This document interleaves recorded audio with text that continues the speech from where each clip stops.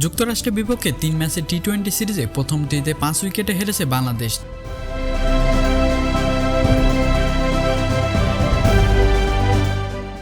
তাতেই সিরিজের 1-0-তে এগিয়ে গেল স্বাগতিকরা। যুক্তরাষ্ট্রের জয়ের নায়ক কুরি অ্যান্ডারসন ও হারমিত সিং। টাইগারদের চোখে চোখ রেখে লড়াই করেছে স্বাগতিকরা। বাংলাদেশের দেওয়া 154 রানের লক্ষ্যে ব্যাটিংয়ে নেমে শুরুটা ভালো করে যুক্তরাষ্ট্র। প্রথম উইকেট জুটিতে ওঠে 27 রান।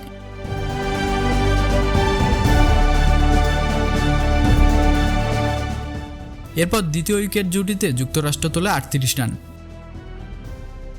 স্টিফেন টেইলর ও আদ্রিয়েস গাউস করেছেন দারুণ ব্যাটিং। যুক্তরাষ্ট্রের ইনিংসে অ্যারন ছাড়াও সবাই করেছেন 2 অঙ্কের ঘরের রান।